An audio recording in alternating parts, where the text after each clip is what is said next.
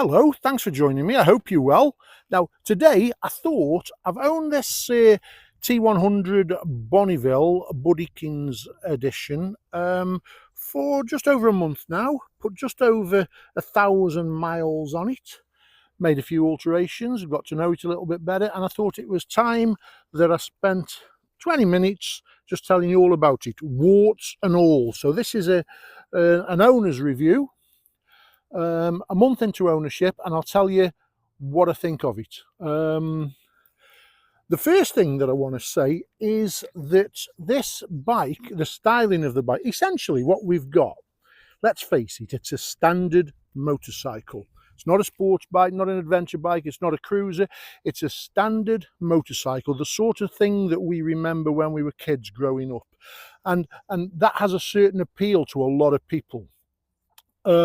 It looks very much like it's styled on the 1959 Bonneville, and as you're probably aware, the Bonneville was named after the speed record attempts at the Bonneville salt flats in the mid-50s, when a very different shaped motorcycle that looked like a pencil was vying with other marques to break the speed record. And so the Bonneville was the twin that came out in the late 50s. And it was named in honor of those world record beating attempts. Now, this particular model is the first of the water cooled variants that came out, although it's a late one. So the water cooled Bonnies came out in about 2016 and ran till the end of 21. I mean, they're still running now, but in 21 there was various changes made to it, various improvements, and I think Triumph must have taken on board what owners were finding about this. I'll tell you a few of the things in a bit that Triumph, I think, have tried to resolve, in all fairness to them. So what we've got, this is a quick walk round, and then we'll go for a ride, and I'll tell you what changes I've made. In fact, I might do that before we go for a ride. The changes I've made. So we'll just spend 5 minutes just having a quick walk and look at the specs, the standard specs. So we've got a 900cc twin cylinder, high torque engine, 8-valve engine with a 270-degree firing interval. And according to the blurb on Triumph website at the time, this gives you makes for a smooth linear power delivery. That's what they say. Torque's 80 Newton meters at 3,200 revs. So, and I can confirm that one of the real plus points about this is how well it pulls from really low revs. It really is a stonker. It pulls in a high gear from very low revs without any issue. It's ride-by-wire throttle control, and it's liquid cooled. And I saw another reviewer saying how well, if you look at the bike from the side, it's hard to tell it's liquid cooled. They've took the radiator in such a position in the front there that it's noticeable now, but from a side-on view, I think they've done a really good job of tucking the radiator away. The T100, like this, is a 5-speed box. The T120 is a 6-speed box. And apparently the water cooling, just to go back to that, improved the fuel efficiency by about 29% over the outgoing air-cooled models that preceded it. This particular bike, and I think the latest ones as well, has a 10,000 mile service interval. We've got a single throttle body under there where the carbs are. Well, listen to me showing me age. There's a single throttle body there, and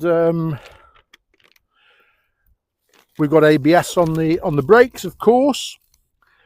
These are just some random notes that I made, so they're a little bit, and we've got switchable traction control on this particular bike.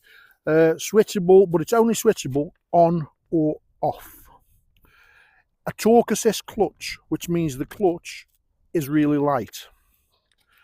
This particular model, being a special edition, does have LED indicators on it. It's got an LED backlight, I believe they all have them, but it's got a standard front headlight, a standard bulb in there. I believe the T120 is an LED affair, I think. Engine immobiliser in the key.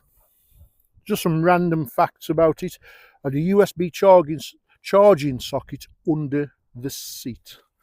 We've got twin clocks, which are lovely to look at. I'll come back about them in a little while. Twin clocks with digital displays in the middle, which give you all sorts of information. The seat height's 790 millimeters, which for me, a 6-footer, I can plant my feet really easily without any issues whatsoever. And we've got an 18-inch front and a 17-inch rear wheel, shod originally with Pirelli Phantom tyres. Now, well, I'll come on to these tyres when we go for a ride. The tyres apparently were specially developed by Pirelli for Bonnevilles. Stiffness of the tyre and profile changes to the front tyre and a deeper tread on the rear tyre. Again, to read the blurb, it says for secure handling and improved durability. We've got, obviously, it's quite heavy for a relatively small bike.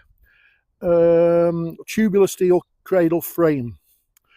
We've got KYB suspension, 41mm front forks, 120mm of travel, and KYB rear shocks, adjustable for preload only. Again, 120mm of travel. The brakes, Nissin brakes on this one. The later ones have a Brembo front caliper. Nissin brakes on this front and rear, 310 on the front, twin piston floating caliper, and a 255mm on the back. Okay, as I mentioned, it was updated in February 21 with a slightly more powerful engine and lighter, improved brakes. They fitted the Brembo caliper on the front and better suspension. Okay, now this is the Buddykins edition. With the Buddykins edition, essentially it's just a paint job, LED indicators, a few badges here and there. It did come with like light grey diamond knurled knobs, but I had heated grips fitted, bar end mirrors. So really, this was at that time it was the outgoing. You know, they were about to bring in the new, updated, improved, the spring clean Bonnie, and so this was clearly a bit of a. Really, it was just a marketing ploy. Things like the badges on the engine were black, so presumably they must have been silver on the old ones. Changes that I've made to this, well, not too many really. I've obviously put my top. I've got a Tech rear rack with a top box on, pannier rails on the side, a Triumph centre stand. But other than that, I've got heated grips. I had Triumph heated grips fitted, which fit nicely. I believe the wiring goes through the handlebars, so that's wonderful. So the wiring must go through here, through the handlebars, and they're only 2-position, mind. So that's the bike. I think you buy this sort of bike, it pulls at your heartstrings because it reminds you of what a bike, if you're a certain age, what a bike should look like. It's the sort of thing my brother used to ride, so it tugs on my heartstrings a little bit. And overall, it's a really well thought out bike. We'll go for a little ride, and I'll start at the front and I'll tell you my thoughts. Okay, so we've had a walk round and done this sort of official specs. But what I'd like to do now, having owned this for a little while, and on my YouTube channel I've been discussing with various owners who've been giving me some advice about how to improve it and what they like and what they don't like. So I'm trying to sort of collate all this information for you so that you can make an informed decision about buying one of these bikes. Now don't forget, this is the first incarnation of the water-cooled Bonneville. between late 2016 and 2021. If you were to go and buy the new one, it is different. I mean, it's only going to be 10% different, isn't it? But it is different nonetheless. But if it's an early water-cooled T100 that you're interested in, which by this point is probably going to be almost certainly going to be a used one, then if you stay tuned, I can share some of my findings. Now, what I'll do is, first of all, I bought this bike because I wanted a standard motorcycle that was a motorcycle that would do anything. And I also wanted it in the classic mould. I wanted it to have a little bit of heritage about it. Now, previous to this, I had a Royal Enfield Classic 350, which was a wonderful little bike, but I just wanted a bit more power. I considered an Interceptor and decided I'd already owned an Interceptor not too many years ago, and I wanted a bit of a change. So that's where the Bonneville steps in, and I'm very pleased with it. I'm very, very pleased with it, but it's not perfect, and I'll come on to that in a bit. Luckily, all the sort of imperfections can be resolved.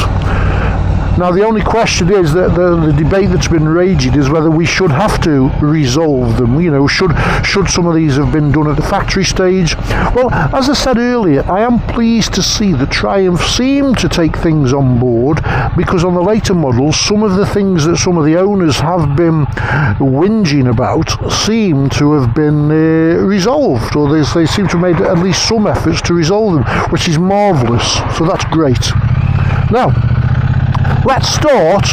I'll tell you what, I'll start at the front of the bike and work backwards. Okay, so at the very front of the bike we've got a Pirelli Phantom tyre that was developed specifically for this bike.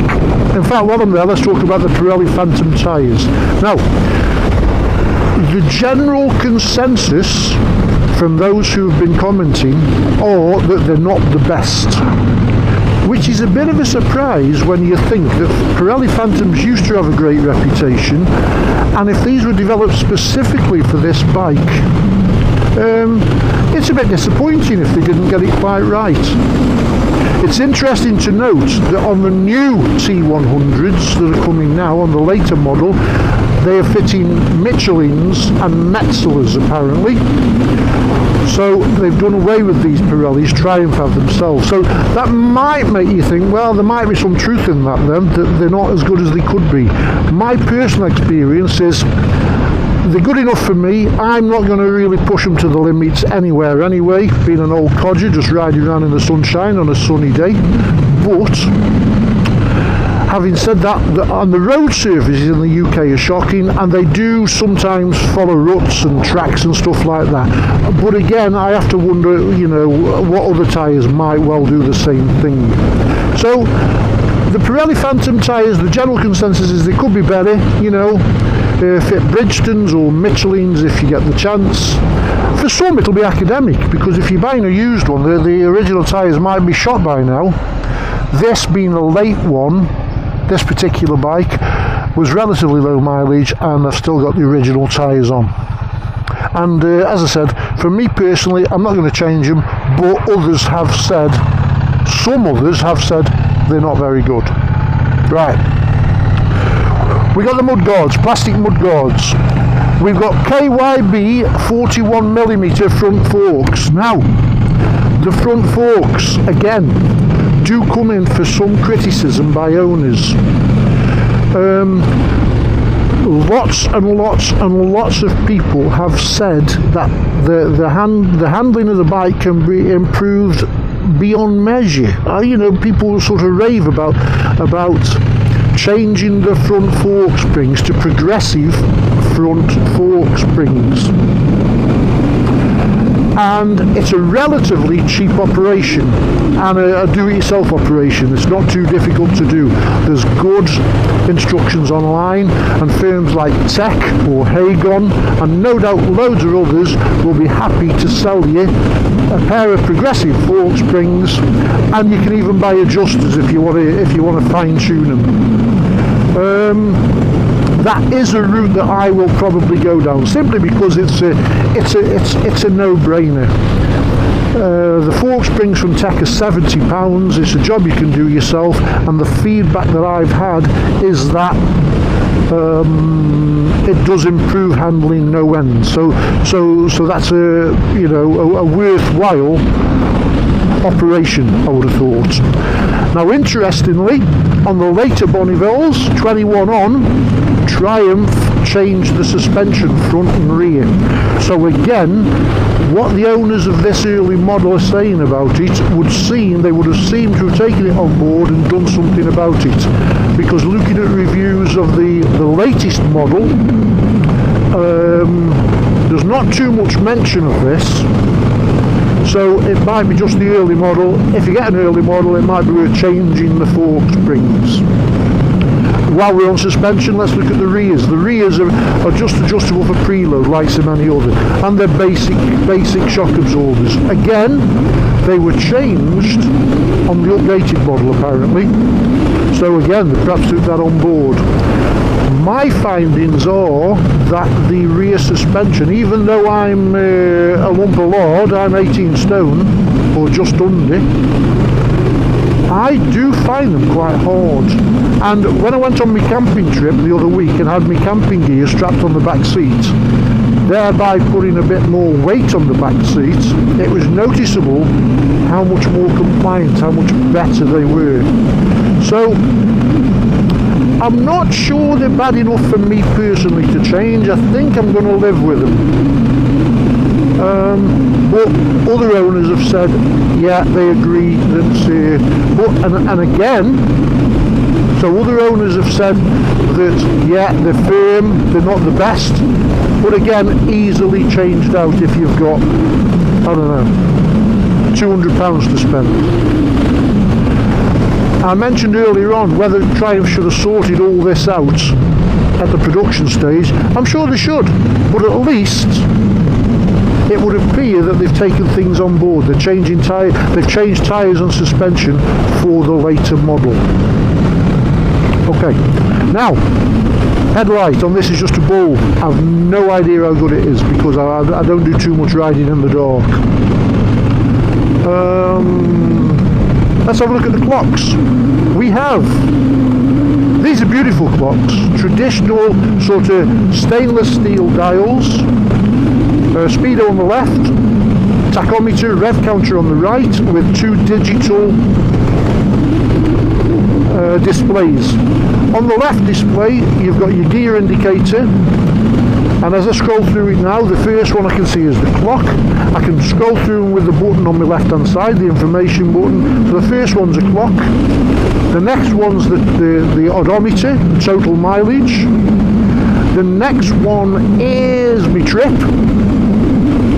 the next one is my trip 2, the next one is my current miles per gallon, and the last one is my average miles per gallon, which is currently, over a few speed bumps there, which is currently showing 67.4. Now that's a mixture of riding, bit of dual carriageway, lots of roads like this, little back roads.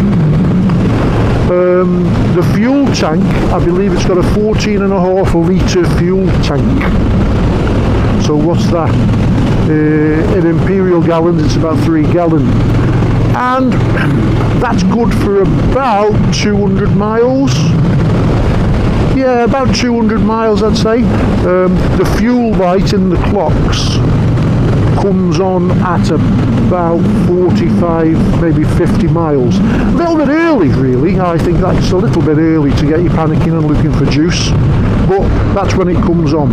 Oh, just a minor point that I've noticed, just a minor observation, is I personally don't think the idiot lights, like the fuel warning light when it comes on, it's not very bright. You know, sometimes with my aging eyes, I struggle to see it a little bit. Even the neutral light, it's not the brightest thing in the world. So, well, that's that. Moving back from that, the handlebars, nice and wide, really comfortable. And the switch gears, very nice too.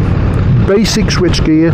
All you've got on your left, I've got my heated grip switch on the heated grips, my information to scroll through the screens on my speedo, indicator and horn on the left, and on my right I've just got the engine kill switch and starter and a hazard warning, and that's it. Nothing, no frivolities if you like. Both levers are adjustable for span. They're four-way adjustable so that you can get it comfy.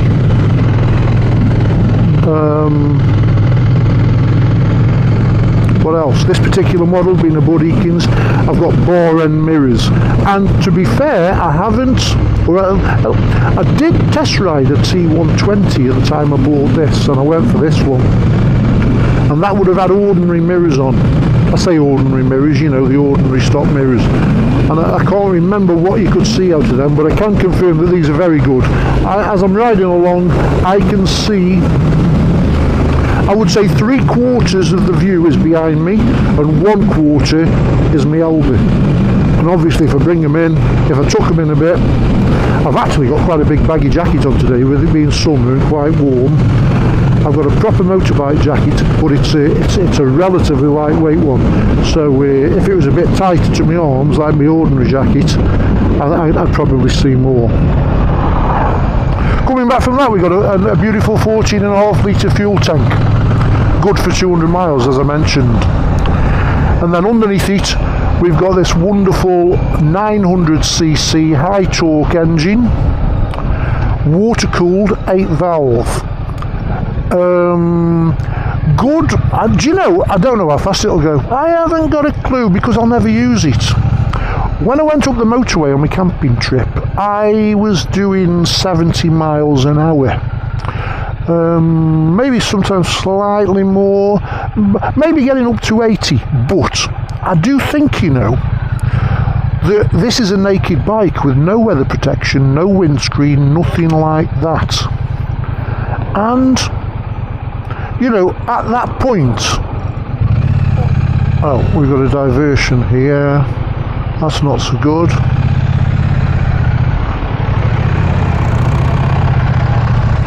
Let's give it a whirl along here. We'll have it says no through route, so we'll have the road to ourselves and we'll see how far we get. So, where was I? Yeah, up the motorway, you're on a naked bike, you're doing 75 miles an hour. Let's be brutally honest, this will do 75 miles an hour comfortably. It'll do in excess of 100 miles an hour comfortably. I haven't done it, but it will do it. We know that. We know how well it pulls. And part of my thinking for having this over the T120 is you can have a bit more power, but on a naked bike, where are you going to use it? Where are you going to use your extra power? This will go as fast as you need to go on a naked bike. So that came into me thinking about having the T100 or as opposed to the T120. Essentially, that this has got enough. So why am I going to pay more money for something that I'll hardly ever use? With it being the high torque engine, when you open her up, it goes. There we go, let's have a go. There we go. See, whatever gear you're in, you crack the throttle and it goes. Again, when I rode the T120, to be fair, the T120 was possibly slightly quicker. You'd expect it to be. It's 1200cc with more torques than this. But it was so small a difference, if you like, that, in my view, it wasn't worth the extra 3 or 4 grand, whatever it was, that they wanted for it. Anyway, I'm digressing. This engine, 900cc, 55 brake horsepower. Incidentally, the new ones have about 65 brake horsepower, so that was something else that they did. But you don't need any more for normal usage in the UK. For normal bimble rounds like this, you certainly don't need it. And if you ever go any, a bit further afield, again, it's enough. To my mind, it's enough. Other people might disagree. Put your comments below. Tell me what you think. Do you think I'm talking nonsense? I don't think you need the bigger bike. I've got mates with the bigger bike. They love them. I'm not saying I'm not slating them. I'm saying, do you need them? Right, now I'm not sure where this goes, so let's go and have a look. It says they're road closed, so that's okay. Let's go this way. Now then, there's a pub there, the Green Man. Do you know, I've sort of lived around here all my life and I've never been there. That's a tragedy if I've never tried that place, so that will have to be resolved shortly. Let's have a tickle up here, see where it takes us. So, engine beautiful. The actual shape of it and look of it, well, to my mind, is there a better looking motorcycle? Is there a better looking motorcycle than a Triumph Bonneville? Here we go. I will say, no there isn't. This will, now come on, this is going to develop some comments, isn't it? Comments below, please. I'll stick me hat in the ring. This is one of the best looking motorcycles out there, bar none. Now, if you disagree, comment below, let me know. Now, this particular bike, the Bonneville, it's got this paint scheme, and to be perfectly honest, I would have probably, at the time I bought one, this has grown on me, this paint scheme has, it really has grown on me. But at the time, I absolutely love the two-tone paint with the Triumph eyebrow, because that's what I remember as being a traditional Triumph. And I wouldn't say that's what I'd have preferred, because they hadn't got one in. At the time I was looking, at my price point, this is what they had. And my first thoughts were, oh, it's not a two-tone, it hasn't got the eyebrow on, but this has grown on me. I love it now, I've got no issues with it now, but I do love the two-tone with the metal badges on. Just a traditionalist, because again, it harks back to my brother and what he used to ride, and a previous Bonnie that I had some time ago. Okay, so moving back, we've got a USB port under the seat. I have run a cable from the USB port to the handlebars, because normally, just there, I've got my quad lock. And I've put my phone on my quad lock and plugged, and it's close enough to charge it on the move. But, to be honest, I'd have preferred it if they'd done what Royal Enfield had done on my Classic 350 and put it by the left-hand switch gear. It would have been just a little bit more easily accessible. Right, so that's that. Right, the seat. Now, my seat, the bone of contention on motorcycles for me. I know I'm big, but I must be a funny shape. And I'm old, and I'm getting on, and I'm beginning to creak a bit, and arthritis and all that sort of good stuff, you know. But seats are the bane of my life, because they prevent me from riding if they're too uncomfortable. Now, what I'd say about this, trying to be constructive, is this. This, up to standard seat, up to 50 miles, absolutely no problem at all. Easy, comfy. Between 50 and 100 on a sliding scale, getting worse as you get up to 100, it's starting to get more uncomfortable. That's just me. That's just my findings. The seating position is wonderful. Do you know, I didn't think it could be more wonderful than my Enfield Classic, but it is. there's obviously slight differences in the geometry of it to my Enfield, to the old Enfield. Whether the handlebars might be a bit wider, the pegs might be slightly lower. The angle that I'm canted forward is, you know, it's pretty much sit up and beg, but there's a slight angle forward, and I just find it mega comfy. No issues with it whatsoever. Really comfortable position if I could sort the seat out. Although for most days, you know, I'm doing below 100 miles, so most of the time it's fine. The bike itself though, for me, how it looks, how it sounds, how it rides is truly wonderful. It really is. Now, I've told you the warts, I said warts and all. I mean, because don't forget, I'm an owner. I haven't borrowed this bike from a dealership. So it's not like I've got to say good things about it, I haven't. The bad things about this are, I think I'm going to change the fork springs. The seat gets a bit uncomfortable above 100 miles. The rear shocks are a bit hard. No weather protection. I could put a screen on it, couldn't I, if I wanted to? But other than that, the engine's wonderful, the sound's wonderful, the look of the things, as I've already alluded to, I've already thrown the hand grenade in the room and shut the door, haven't I, on that one, hey? I've pulled the pin, chucked it in, and I'm leaving it with you. This is the best looking motorcycle out there, bar none. I shall expect comments. No, seriously, please comment below. Tell me, do you agree? Triumph Bonneville? It doesn't get any better looking, does it? Bikes don't get any better looking than this. Right, let's have a tickle up here. Incidentally, on about the heated grips, I did ask them to put Triumph heated grips on, and they look lovely. And the switch is integral with the heated grip, as opposed to the Oxford ones where you've obviously got a square box on your handlebar. But the only downside of these is there's only two positions, three if you count off, so you've got off, low and high. And they're okay on high, but I don't think they're quite as warm as Oxford heated grips.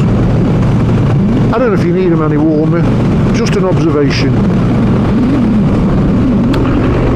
What else can I say about this bike? I don't know. It's very... the brakes. I've seen the brakes come in for some criticism at times, and I don't get it. I don't get that. I think the brakes are up to the task in hand. I can understand why they fit another disc on the T120 maybe, if it's a bit, you know, it is a bit quicker, it is a bit more powerful. So there you have it. If you're in the market for a standard motorcycle with a classic look about it, I would highly recommend the Triumph T100 or T120 or T120. What I would suggest is test ride them for yourself, see what you think. Always have a go. You know, they want to sell these bikes, they've got to let you have a go. It's a lot of money, and have a ride of one, see what you think before you part with your hard-earned cash. So I'm going to leave it there for this one now. Thank you so much for tuning in. I'll see you on the next one. Ride safe, watch out for the potholes and the lunatic drivers, and I'll see you soon. Bye.